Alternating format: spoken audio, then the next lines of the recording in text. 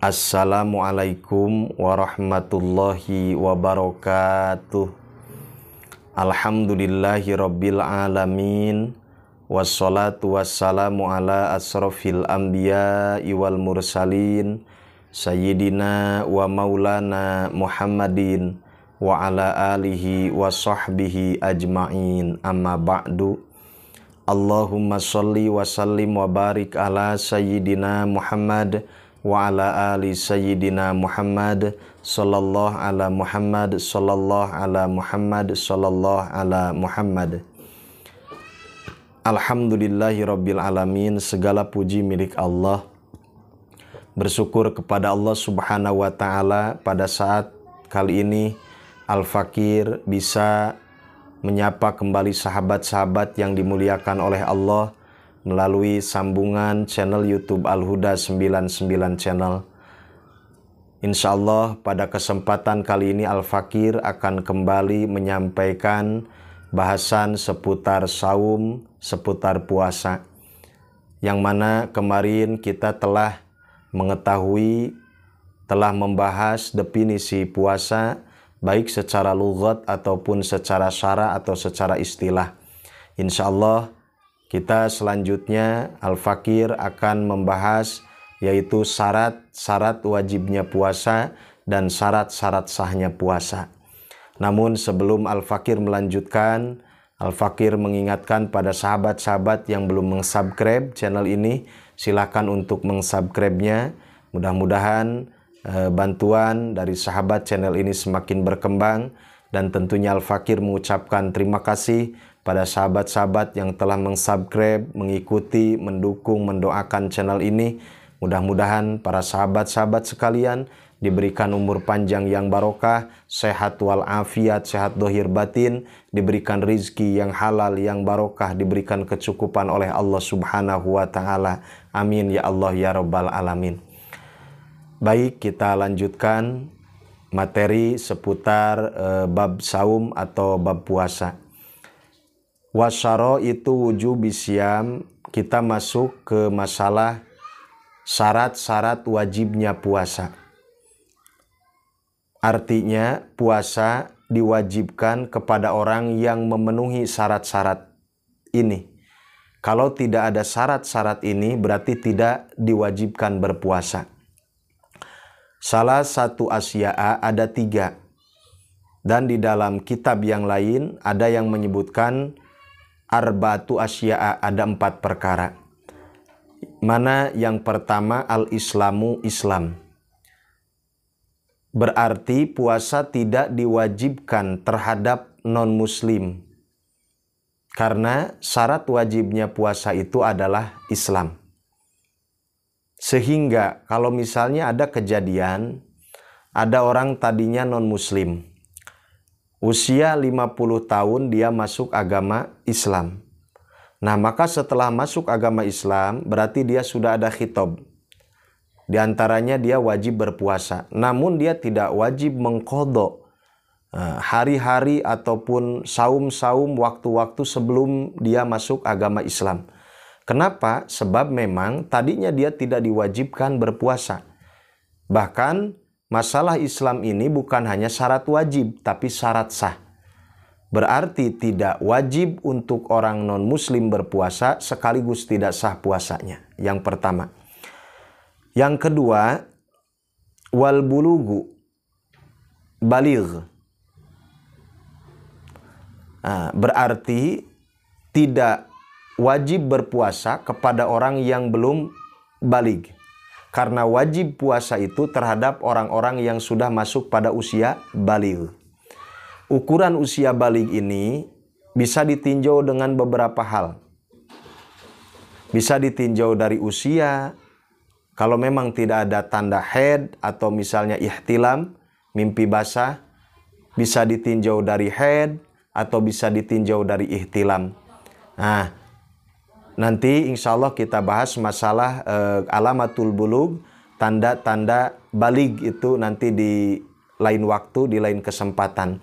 Intinya, jika seseorang belum masuk pada usia baligh, belum masuk pada baligh, maka tidak diwajibkan berpuasa. Tidak diwajibkan berpuasa. Berarti kalau orang yang belum baligh tidak puasa pun tidak dosa karena belum wajib. Namun perlu diingat, orang tua wajib mengajarkan, wajib mendidik, wajib melatih anak-anaknya yang belum masuk pada usia baligh. Wajib dilatih berpuasa, wajib diajarkan berpuasa, wajib dididik berpuasa. Walaupun anak itu belum wajib puasa. Seandainya anak itu tidak berpuasa tidak dosa. Namun orang tua wajib mendidiknya. Wajib mendidiknya, wajib mengajarkannya. Supaya apa? Supaya nanti anak kita masuk pada usia baligh. Ketika sudah baligh, anak sudah terbiasa. Sudah terbiasa dengan puasa, sudah tahu tata cara puasa, sudah tahu aturan puasa. Tujuannya seperti itu. Dan orang tua akan mendapatkan pahala dari apa yang ia lakukan, mendidik, mengajarkan syariat, mengajarkan ibadah terhadap anaknya, mengajarkan saum puasa terhadap anaknya. Nah, seperti itu. Namun awas, ketika kita mengajarkan anak pun, tentunya kita yang paling bagus diajarkan dengan ilmunya. Anak dilatih puasa walaupun belum baligh. Kita ajarkan puasa, ajarkan bahwa batasan puasa itu dari mulai waktu subuh sampai maghrib. Jangan sampai ada kejadian kayak gini.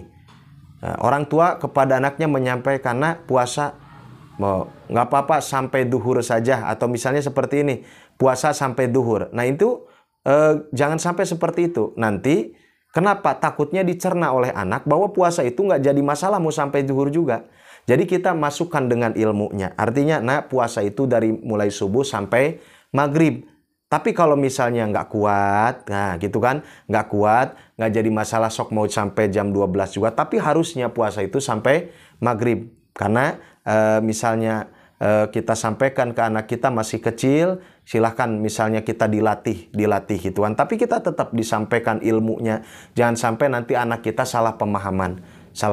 Nah seperti itu ya. Kalaupun memang buktinya anak kita kuatnya sampai jam 12, sampai asor nggak jadi masalah. Tapi kita tetap masukkan pengetahuan ke anak bahwa puasa itu memang berawal yaitu dari waktu subuh sampai maghrib. Seperti itu ya.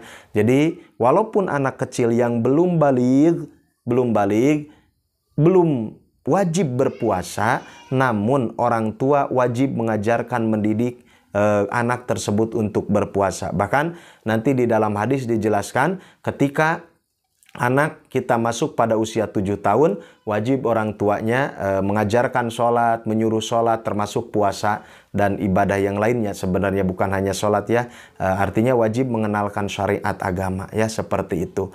Nah, kalau anak kita sudah masuk usia 7 tahun.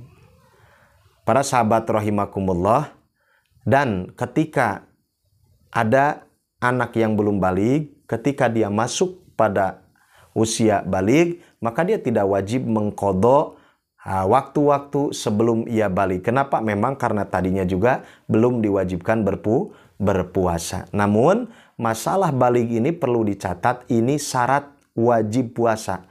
Tidak bersamaan dengan syarat sahnya. Artinya ketika anak yang belum baligh berpuasa memang belum wajib, tapi hukum puasanya di hukuman sah. Kenapa? Urusan baligh ini syarat wajib, tidak termasuk syarat sah. Tidak bersamaan antara syarat wajib dan syarat sah. Beda dengan masalah Islam tadi ya. Kalau masalah Islam syarat wajib dan syarat sah. Sehingga orang non-muslim tidak wajib berpuasa dan tidak sah puasanya. Namun ketika anak yang belum baligh tidak wajib berpuasa tapi sah berpuasanya. Seperti itu. Selanjutnya yang ketiga, syarat wajib puasa itu wal aklu, berakal. Jadi diwajibkan puasa untuk orang yang berakal. Tidak wajib puasa untuk orang yang tidak berakal. Nah, bagaimana dia mau puasa? Orang dia tidak punya akal. Sedangkan tidak terkena khitab kalau orang yang tidak berakal ya. Maka kalau orang tidak berakal tidak wajib berpuasa. Namun di dalam masalah hukum tidak punya akal atau lepasnya akal atau tidak berakal itu nanti tergantung penyebabnya atau tergantung nanti hal-hal yang mendorongnya gitu kan ya. Nanti karena ada orang yang tidak berakal itu tidak wajib puasa dan tidak wajib mengqadha. Awas, seperti mana? Seperti orang yang memang sebelum Ramadan dia sudah tidak berakal, itu ya. Sudah tidak berakal, sudah hilang akal, ataupun orang dari kecil misalnya dia mohon maaf diberikan kekurangan oleh Allah, dia tidak berakal, gitu kan ya. Dari semenjak kecil, dan memang misalnya contoh orang ini tidak berakalnya bukan faktor kesengajaan, seperti itu ya. Jadi misalnya dari kecil atau sebelum Ramadan dia memang tidak berakal, bukan faktor sengaja. Nah, ketika masuk pada Ramadan dia tidak wajib berpuasa. Nah, selang beberapa misalnya waktu setelah Ramadan dia diberikan izin oleh Allah, diberikan kesembuhan oleh Allah. Nah, maka tidak wajib mengqadha untuk orang yang tidak punya akal seperti ini. Namun, awas, kalau orang yang tidak berakalnya ada faktor disengaja, jadi dia tidak berakalnya karena faktor disengaja. Nah, maka ini wajib qadha. Contoh misalnya gini, mohon maaf. Al-Fakir contohkan, di malam hari ada orang misalnya minum atau makan hal-hal yang memabukkan yang membuat hilang akal. Nah, sehingga pas siang hari, 2 hari dia misalnya hilang akalnya. Wah, pokoknya tidak sadar. Nah, sementara dia hilang akalnya karena faktor sengaja minum minuman atau makan makanan yang dilarang oleh agama yang membuat mabuk, yang membuat hilang akal sehingga dia hilang akalnya. Nah, untuk orang yang hilang akalnya karena faktor sengaja seperti ini, maka tetap nanti dia wajib mengqadha selama dia tadi tidak puasa selama dia hilang akalnya, seperti itu ya. Tidak wajib mengqadha. Kenapa? Karena ini hilang akalnya faktor disengaja. Nanti bagaimana kalau misalnya orang hilang akalnya akibat misalnya kesurupan atau ayan, epilepsi seperti itu kan, atau misalnya pingsan gitu kan, lama pingsannya. Nah, nanti kita bahas di masalah yang membatalkan puasa. Makanya silakan ikutin channel ini, mudah-mudahan bermanfaat ya. Nanti kita lebih bahas panjang lebarnya di masalah yang membatalkan puasa. Intinya bahwa puasa wajib terhadap orang yang berakal, berarti puasa tidak wajib terhadap orang yang tidak berakal, ya, yang tidak berakal. Dan bukan hanya tidak wajib sekaligus tidak sah, itu kan. Tapi tergantung kalau orang yang tidak berakalnya akibat sengaja, itu kan ada faktor kesengajaan, maka dia wajib mengqadhanya nanti, seperti itu. Selanjutnya yang terakhir, yang nomor keempat, wal qudratu ala saumi, mampu terhadap saum, artinya kuat mampu melaksanakan puasa. Jadi puasa itu wajib terhadap orang yang mampu melaksanakan puasa, yang kuat melaksanakan puasa. Berarti puasa tidak diwajibkan terhadap orang yang tidak kuat, yang tidak punya kemampuan melaksanakan puasa. Nah, sehingga kalau kita lihat di sarahnya itu fala yajibu, dan tidak wajib puasa terhadap orang yang tidak mampu. Alaman la yutiquhu, yang tidak mampu. Orang itu tidak mampu melaksanakan puasa hissan au syar'an. Jadi tidak wajib puasa terhadap orang yang tidak mampu melaksanakan puasa baik secara hissi. Nah, secara hissi itu seperti orang sakit. Nah, orang yang sakit itu tidak wajib berpuasa kalau memang penyakitnya ada kaitan dengan dia tidak kuat. Itu awas ya.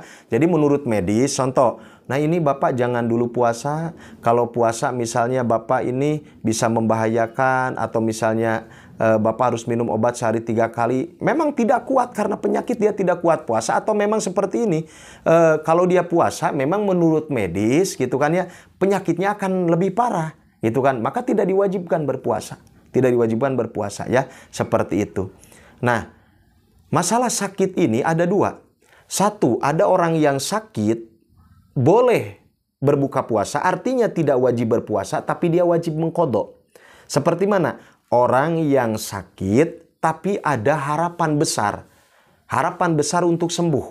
Contoh misalnya ada seseorang punya penyakit mah, tidak kuat dia berpuasa, tapi dia memang harapan sembuhnya besar.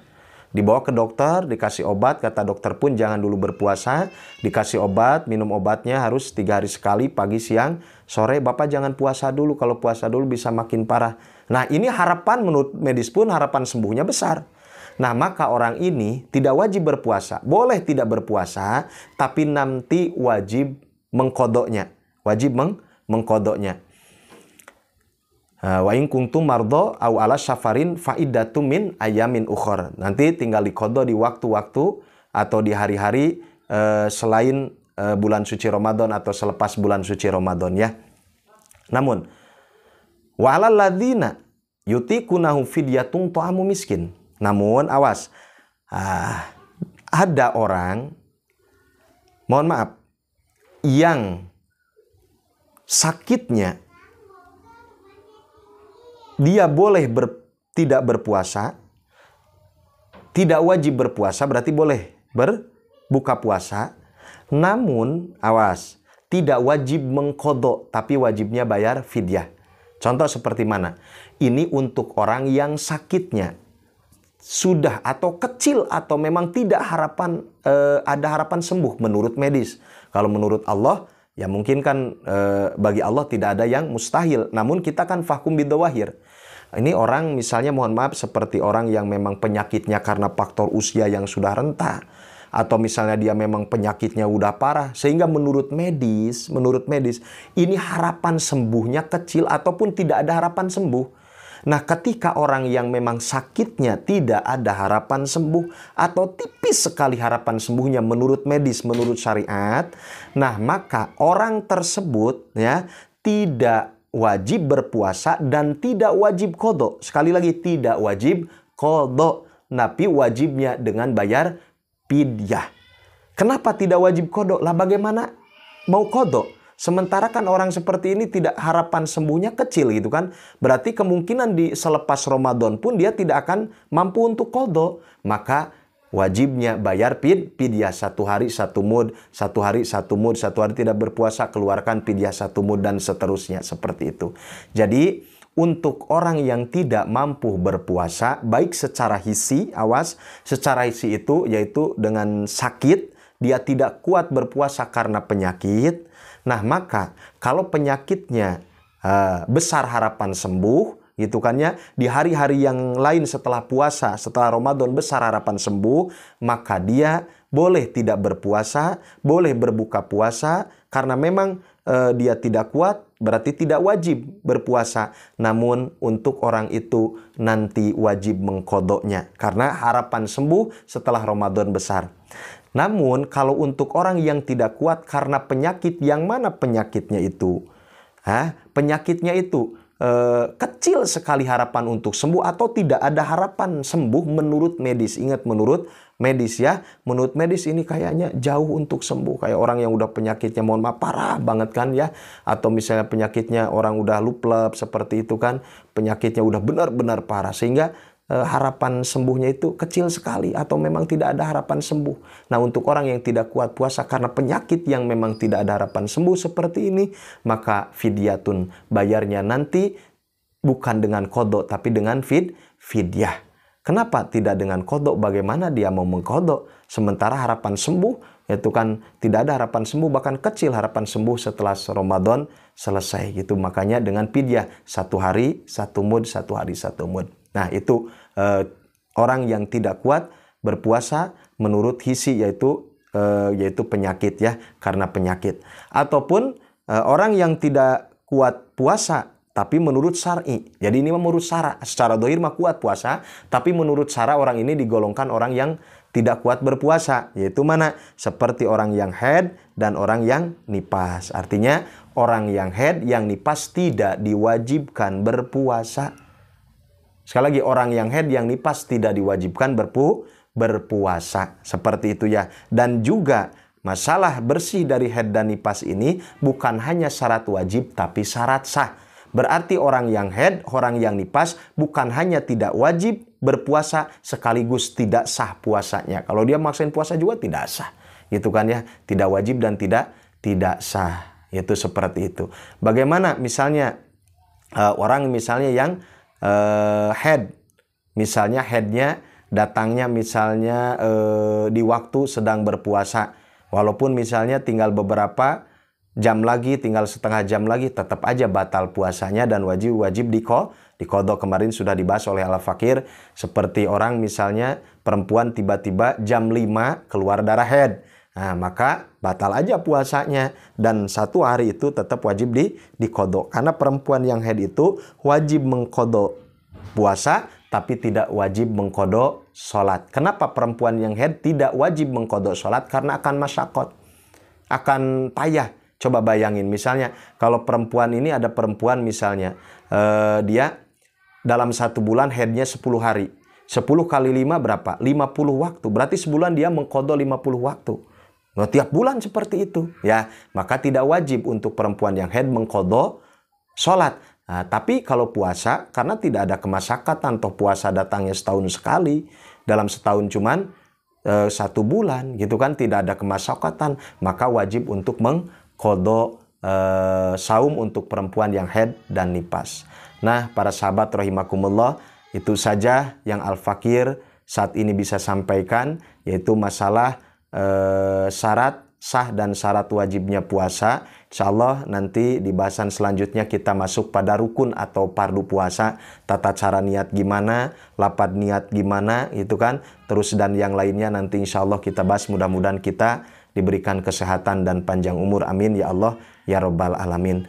Itu saja para sahabat yang dimuliakan oleh Allah Subhanahu wa taala, mudah-mudahan ada manfaatnya.